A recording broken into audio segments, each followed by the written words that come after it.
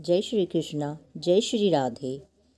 अप्सरा कहने लगी कि हे राक्षस, वह ब्राह्मण कहने लगा कि इंद्र इस प्रकार अपनी अमरावतीपुरी को गया, सो हे कल्याणी, तुम भी देवताओं से सेवा किए जाने वाले प्रयाग में माघ मास में स्नान करने से निष्पाप होकर स्वर्ग में जाओगी। सो मैंने उस ब्राह्मण के यह वचन सुनकर उसके पैरों में पकड़कर प्रणाम किया और घर में आकर सब भाई बांधव, नौकर चाकर, धनादिक त्याग कर शरीर को नष्ट होने वाली वस्तु समझकर घर से निकली और माघ में गंगा यमुना के संगम पर जाकर स्नान किया। सो हे निशाचर, 3 दिन के स्नान से मेरे सब पाप नष्ट हो गए और 27 दिन के पुण्य से मैं देवता हो गई और पार्वती जी की सखी होकर सुख से निवास करती हूँ।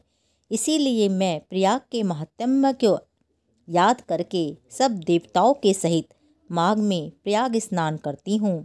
सो मैंने अपना यह सब वृतांत तुमसे कहा। तुम भी इस योनि में पड़ने और कुरूप होने का सब कारण कहो। तुम्हारी दाढ़ी और मूछें बहुत बड़ी बड़ी हो गई हैं और पार्वती की गुफा में वास करते हो।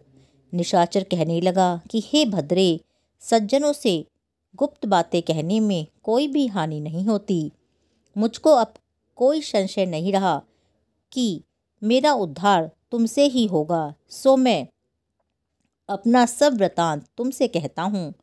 मैं काशी में वेदों का ज्ञाता था और बड़े उच्च कुल के ब्राह्मण के घर में मैंने जन्म लिया था।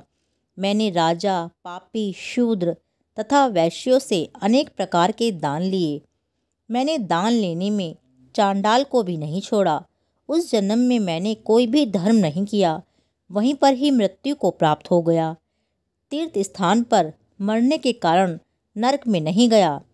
पहले 2 बार गिद्ध योनि में, 3 बार व्याघ्र योनि में, 2 बार सर्प योनि में, 1 बार उल्लू की योनि में और अब 10वीं बार राक्षस हुआ हूँ और सैकड़ों वर्ष से इसी योनि में हूँ। इस स्थान को 3 योजन तक मैंने जंतुहीन कर दिया है। बिना अपराध के बहुत से प्राणियों को मैंने नष्ट किया। इस कारण मेरा मन अत्यंत दुखी है।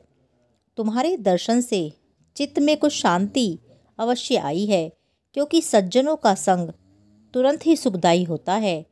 मैंने अपने दुख के कारण आपसे कहे और सज्जन लोग सदैव दूसरों के दुख से दुखी होते हैं। अब यह बताओ कि इस दुख रूपी समुद्र को मैं कैसे पार कर सकता हूँ? क्या क्षीर सागर हंस को ही दूध देता है, बगुले को नहीं देता? दत्तात्रेय जी कहने लगे कि इस प्रकार उसके वचन सुनकर कांचन मालिनी कहने लगी कि हे राक्षस, मैं अवश्य तुम्हारा कल्याण करूँगी। मैंने दृढ़ प्रतिज्ञा की है कि तुम्हारी मुक्ति के लिए प्रयत्न करूँगी। मैंने बहुत बार प्रयाग में स्नान किया है। वेद जानने वाले ऋषियों ने दुखी को दान देने की प्रशंसा की है। समुद्र में जल बरसाने से क्या लाभ? प्रयाग में स्नान करने का 1 बार का फल मैं तुझे देती हूँ। उसी से तुमको स्वर्ग की प्राप्ति होगी। उसके फल का अनुभव मैं कर चुकी हूँ। तब उस अप्सरा ने अपने गीले वस्त्र का जल निचोड़कर जल को हाथ में लेकर माघ स्नान के फल को उस राक्षस को अर्पण किया। उसी समय पुण्य प्राप्त होकर वह राक्षसी शरीर को छोड़कर तेज में सूर्य के सदृश देवता रूप हो गया। आकाश में विमान पर चढ़कर अपनी कांति से चारों दिशाओं को प्रकाशित करता हुआ शोभायमान हुआ और कहने लगा कि ईश्वर ही जानता है तुमने मुझ पर कितना उपकार किया है। अब भी कृपया कुछ शिक्षा दो, जिससे मैं कभी पाप ना करूं।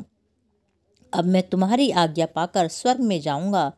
तब कांचन मालिनी ने कहा कि तुम सदैव धर्म की रक्षा करो, काम रूपी शत्रु को जीतो, दूसरों के गुण तथा दोषों का वर्णन मत करो, शिव और वासुदेव का पूजन करो, इस देह का मोह मत करो, पत्नी, पुत्र, धन आदि की ममता त्याग दो, सत्य बोलो, वैराग्य भाव धारण कर योगी बनो। मैंने तुमसे यह धर्म के लक्षण कहे। अब तुम देवता रूप होकर शीघ्र ही स्वर्ग को जाओ। दत्तात्रेय जी कहने लगे कि इस प्रकार गंधर्वों से शोभित वह राक्षस कांचन मालिनी को नमस्कार करके स्वर्ग को गया और देव कन्याओं ने वहां आकर कांचन मालिनी पर पुष्पों की वर्षा की और प्रेम पूर्वक कहा कि हे भद्रे, तुमने इस राक्षस का उद्धार किया। इस दुष्ट के डर से कोई भी इस वन में प्रवेश नहीं करता था। अब हम निडर होकर विचरेंगी। इस प्रकार कांचन मालिनी उस राक्षस का उद्धार करके प्रेम पूर्वक देव कन्याओं से क्रीड़ा करते हुए शिवलोक को गई। 17वां अध्याय पूर्ण। जय श्री कृष्णा, जय श्री राधे।